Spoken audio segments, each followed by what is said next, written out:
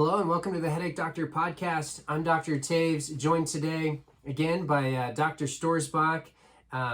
Pleasure to do this with you, Dr. Stoerzbach. I know. Thanks for having me again. Yeah, it's fun trying to conquer the world of headaches and migraines and have a good partner in crime. So, as always, our mission is to empower everyone with headaches and migraines to break free from a life of fear of your next migraine, dependence on medication, and allow you to thrive in everything you do. And so on today's podcast, we're especially excited because we are going to talk about the role that diet plays in managing headaches and migraines and provide you with insights into what research has shown us might be a more effective route as far as diet is concerned, and then why those specific diets might be helpful. We're also going to look at things like obesity or weight gain and how that can potentially have a negative impact, and then we're actually going to dive deep into a really good journal article that was a systematic review of which basically compiles all of the research that's found up to 2019 is when this was published. And so we're going to look through that and sort of break this down for you, the listener.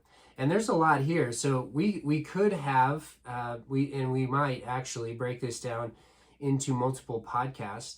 But the goal of this one is to sort of summarize these different diets that you're likely familiar with, and talk about the evidence that was found associated with these diets. And then we're going to end with sort of a summary of, this seemed to be the most effective, or that type of thing. But just know up front, we're physical therapists, we're not dietitians. If this is something that you truly want to pursue as far as understanding your diet and how that could help in managing headaches, seek a dietitian. We actually work with one here, so you can reach out to us and we can connect you with her. But a dietitian, nutritionist is sort of the route you want to go. But we want to be helpful on this podcast as it relates to diet. So let's start out here, Dr. Stoerzbach. And just give us a little overview of this study and how they broke it down. Yeah, so this study, like you said, came out in May of 2019, and they compiled all journal article publications, basically, that had to do with headache, migraine, and dietary interventions. That's including case studies, case series, case controls, and clinical trials. And we're going to talk, they kind of broke it down to 4 main diets. We're going to talk about the ketogenic diet, which is more of like that fasting diet that restricts carbs. We're going to talk about a low-calorie diet, so just simply restricting the amount of calories per day. We're going to talk about a low-fat diet, or kind of like a modified Atkins diet, and the role of different omega-3s and omega-6s. And then we're also going to talk about a low-sodium diet. And just again, this journal article was great because it really dove into again, this compilation of all these studies and what it actually shows on their impact on headaches. Yeah. So let's just jump into this ketogenic diet and what the study talked about. I'll go ahead and let you start. Yeah. So the ketogenic diet, again, it has to do with fasting and restricting your carbs. In this study that we read, it had like a 90% responder rate, which was pretty high. And what it showed was there was a decrease in frequency of headache attacks, less headache days, and less meds needed. And what's interesting, just a little side note, is this type of diet has been treating headaches that date all the way back to 1928. So this has been something that's been around for quite a while. And I guess just to kind of, again, we're not experts in these diets, but from what we read and understand is ketogenic means it wants to put you in the state of ketosis or fat burning versus carb burning. And so you can think about different types of fuel. This, kind of diet, majority of your foods are going to be more like meats, fatty fishes, eggs, butters, and cream, even those sorts of things, and really restricting carbs such as bread, pastries, sugar, that sort of thing. And I think in order for the fasting, you kind of have to spend a little more time in between meals several times a day. So I know a lot of people that just kind of skip breakfast and try to put themselves into a quote unquote fast where they have not eaten anything, but you can drink just no food for 16 to 20 hours. And you need to do that probably at least 5 days a week. And they show after 3 or 4 weeks, you'll kind of put yourself in that body, or your body in that ketosis or fat burning state. Yeah. So just for people that have never thought about how their body is utilizing fats or carbs to create energy, it is something that, so I was an exercise science major in college. That's what I have a degree in. And this is something that's talked about a lot, because as athletes or anyone who's exercising, you want to understand how your body is using energy. But even someone who's not an athlete, everyone has to create energy with the food that we eat, which is our fuel, to do our basic tasks. I mean, if you got out of bed this morning and walked to the kitchen or to your car, that took energy. And so how you use that energy, or how you create that energy, depends on the food that you consume. And so what the ketogenic diet is getting at is most of us are used to consuming carbohydrates that are sort of a fast, quick source of energy. It's our glycolytic system. So it's basically it's very easy to grab these carbohydrates, especially the higher glycemic index carbohydrates, which we'll talk about in a little bit. But the ketogenic approach is to look at changing that so that our body uses fats instead of carbohydrates. And there are some benefits to that. And that's what they're trying to look at with specifically headaches. Some of the things that we'll see as trends throughout all of these diets are that these diets are sort of are managing or manipulating the levels of these pro-inflammatory hormones or proteins, these things in our body that increase the level of inflammation. For example, CGRP, so calcitonin gene-related peptide, is something that the latest and greatest medications like Aimovig, Emgality, Ajovy they're manipulating CGRP function within the body. And so what's really interesting is these diets are also manipulating CGRP levels and how CGRP works. And that's sort of like, so this is exciting because, diet is a natural way of manipulating these markers that migraine patients have, these pro-inflammatory markers. And so a lot of this is, how can we use diet to reduce inflammation? And another avenue that a lot of these medications go down is manipulating serotonin levels. And again, diet can have an effect on that. Neuronal excitability, so basically how sensitive our neurons are to like pain and things like that. And so what we consume in our body has an impact on all of these different things. And so that's sort of what this article is using to justify. So the ketogenic diet is that first one, and that's sort of transferring through like kind of a starvation model and low carb, high fat sort of approach. Yep. And yeah, so the summary here was there was a case report and a case series, and the case report was 3 to 4 of these high protein, low carbohydrate shakes a day. And then they established this ketosis where the body's now using fat for energy. And it did show the headache attacks disappeared and the effects remained for 7 months after stopping fasting. And then in the case series, they saw benefit as well. But there was one little note that said once these people tried to sort of normalize their diet and go off of the ketogenic diet, that they saw their migraines return.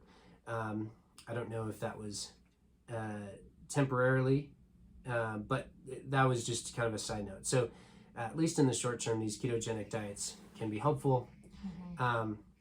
Yeah, any other thoughts there? No, I think that really covers it. Like you said earlier, we could probably do a whole podcast on that, but I think that's Yeah. the nuts and bolts of it. Yeah. Okay, so let's move on. Yeah. So now we have a low calorie diet. Yeah, so this is just simply restricting the amount of calories you take in a day between 1,200 and 1,550. So we kind of all know the normal 2,000, marker, but we need to restrict those down to 1,200 to 1,550. And with this main one is, abdominal obesity, general obesity is an independent risk factor for headaches. And just like high blood pressure, high cholesterol, and insulin resistance are also really highly prevalent in people with migraines. And so there's no causal relationship yet, but there's definitely a correlation. And we noticed in this article, they wrote that obese subjects had a 5 times increase in relative risk of developing chronic daily headache. And for just the overweight group, they are at 3 times more risk. So definitely a correlation there that should be paid attention to. Yeah. So what's going on there? As I just talked about, we've got when you get to like the cellular level and how our body sort of functions, it really is interesting, because if we train our body to work off of carbohydrates, and those carbohydrates are not being used as energy, then they get stored as fat. And so the high glycemic diet, and I'll kind of revert back to the glycemic index briefly here, but the glycemic index is sort of an index that categorizes carbohydrates into either high or low values. And the higher values are quick energy, and the lower values are usually not as readily stored as the transition into fat is not as quick of a process. I guess that's a layman's way of putting it. So when we think of diet, the low glycemic index types of foods are what we want to consume. And so that would be like legumes, vegetables, fruit, high fiber cereals. High glycemic index would be like sweets, chocolate, sugar, pastries, white bread, potato, corn. I probably just listed a lot of people's diets, maybe a lot of my own too. Right. Yeah. So we want to think low glycemic index. Well, the high glycemic index foods, because if you're an athlete, so I used to be friends with this guy that was training for the Olympics. He was a gymnast, and he could eat a dozen cookies after practice, and his body just would use that as energy, so it would not be stored as fat. So that was kind of appropriate. But most of us aren't training to be in the Olympics, and so we have this sort of weight gain mentality, that happens. And so that negative effect, that correlation between weight gain, obesity, and headaches and migraines is likely due to the sort of pro-inflammatory environment that happens with these types of foods, and how it affects hormones, and even the sensitivity of the neurons within the body. And so, but one of the interesting things, I'll let you talk about this, Dr. Stoerzbach, is the weight loss strategies. What was kind of the result there? We're gonna have to pause. Okay. Sorry. Well, I was just gonna talk about how it didn't necessarily find a lot that I know you can't read my mind, huh? Yeah, sorry. All I have is it wasn't shown to be as effective. Now, maybe there's a lot more there we should talk about. Well, what I'll have you do is just say something like that. Okay. But hit on how maybe just a weight loss strategy in general, the research what we've seen now might not show that it's effective, but these specific diets would, and then we can kind of transition into the next one. Right? Okay. Yeah.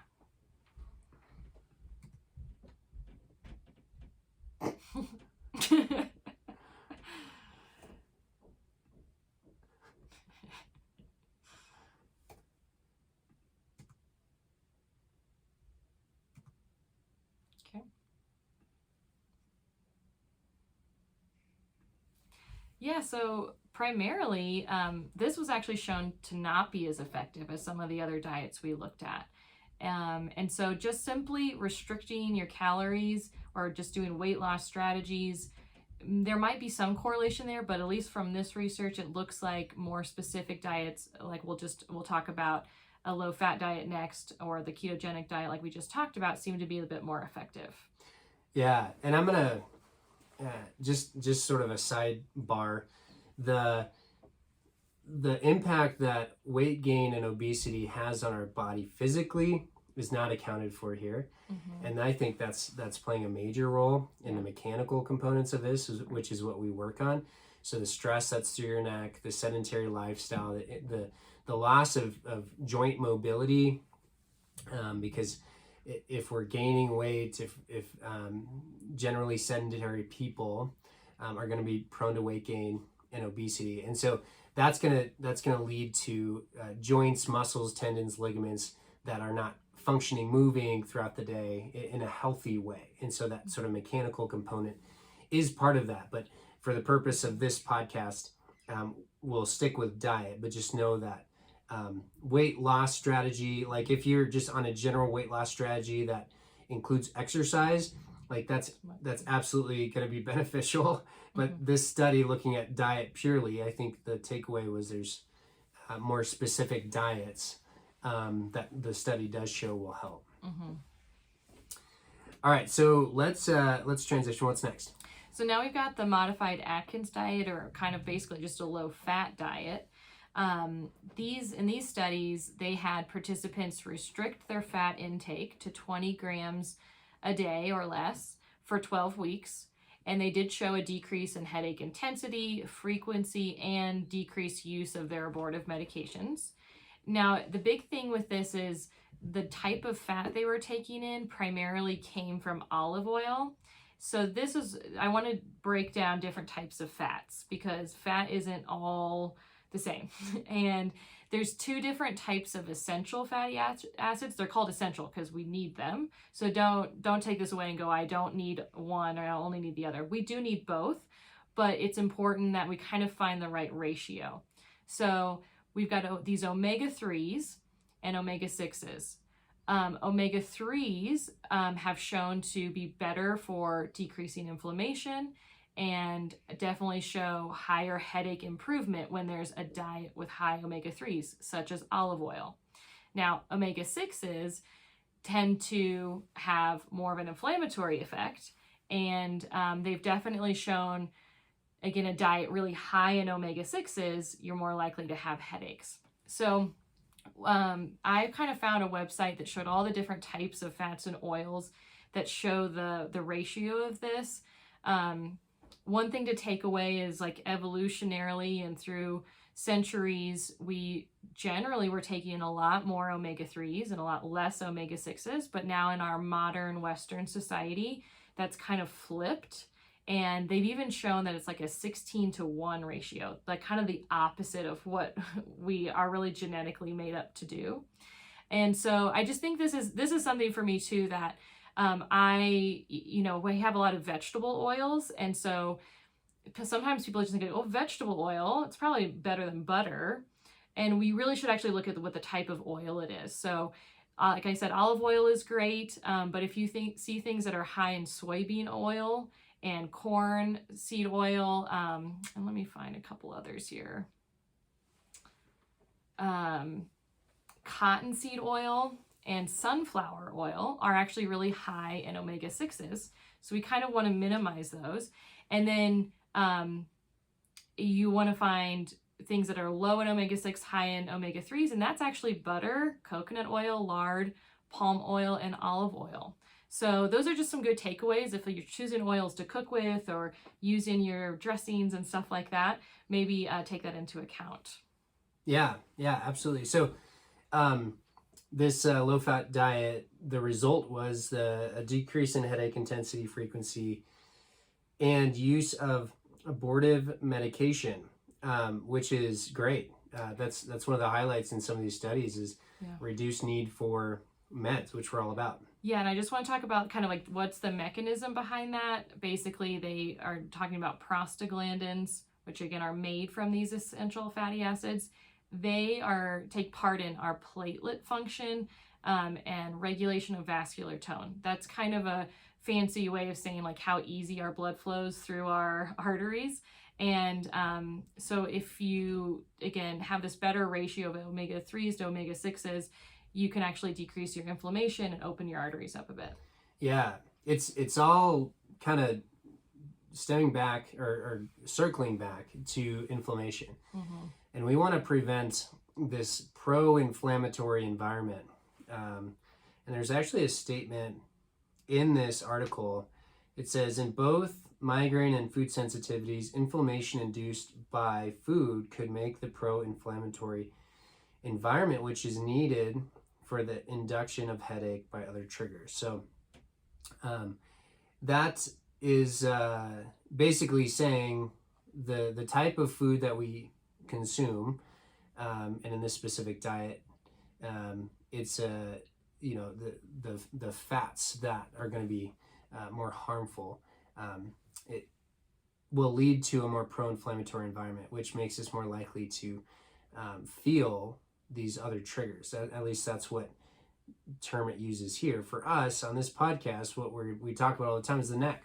And so if you have a pro-inflammatory environment, we've talked a lot about the threshold, the body's threshold for what it can tolerate. And that's exactly what they're talking about too.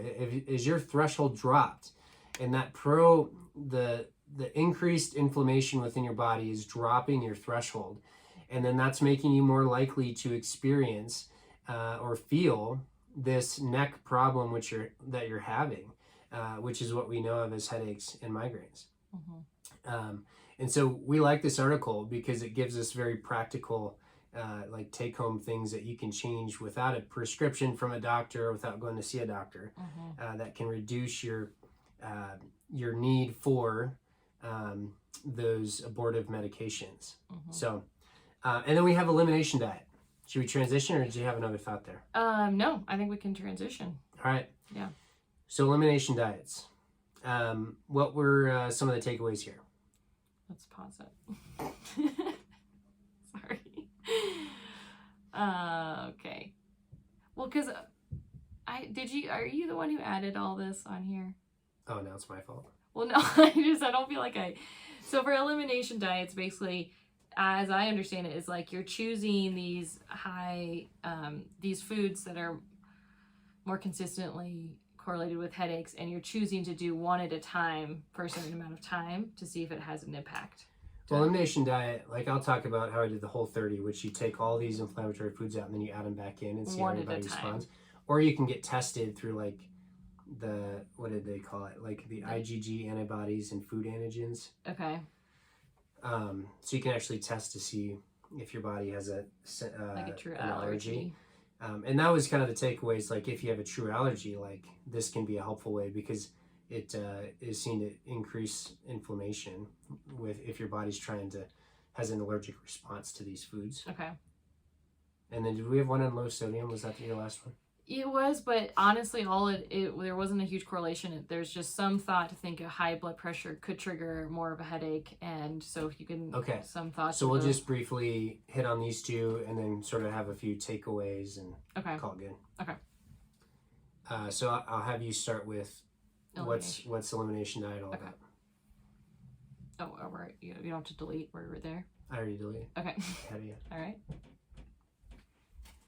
So with the Elimination Diet, that's more specific to like food allergies, and people will take these types of food that are, potentially high in histamine or allergy reactions, take them completely out of their diet, and then you can reintroduce them one at a time to see if there is any large reaction to that. You can also go get tested. I think it's like a blood test that might show an actual allergy to a specific food, and that could be very good to know if you actually have that. That's again going to increase your inflammation, like we just talked about, and can trigger a headache.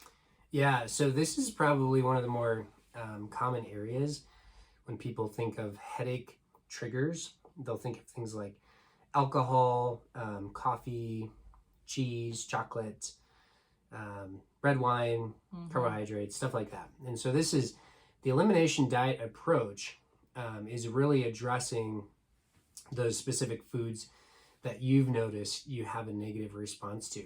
And a lot of headache or migraine, people with headache or migraines, they will take it, they'll journal, they'll chart, and that's something that's very common for primary care doctors to recommend it. And they'll find that when they eat a certain food, their body can respond negatively to that. And so this elimination diet approach can be helpful for that person who realizes, every time I have red wine or eat chocolate or drink coffee, you'll have a negative response.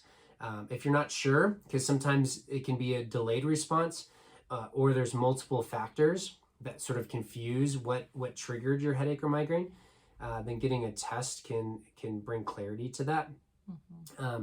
And then they did find that there was definitely benefit to going down this road, especially if you have a food sensitivity or an allergy to a certain food. So it's not like everyone will have an allergy to these foods, or maybe not to the extent where it needs to be eliminated. But if you've noticed, there likely is a certain food that I have to avoid, this could be an approach that would work for you. And then we have low sodium diet, which not too much here, but just a quick takeaway. Yeah, so there's been some thought in the past that with higher blood pressure, you're more likely to have a headache. And so there was thought if you lower your sodium in your body, you'd lower your blood pressure and you might have less, attacks of a headache.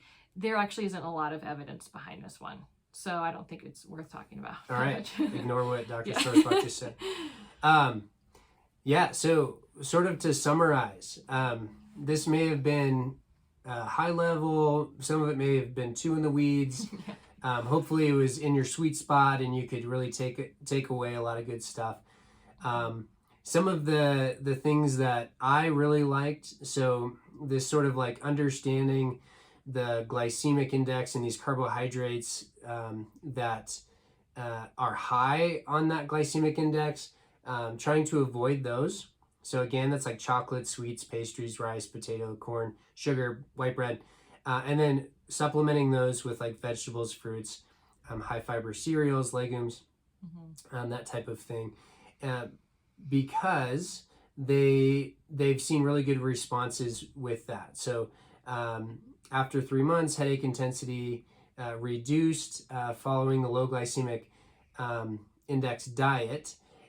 But what they found was 1 month after, both the diet connected to the low glycemic index, and what they were comparing it to, this is interesting, was actually a prophylactic medication group who received propranolol and amitriptyline. And so those are two very common medications.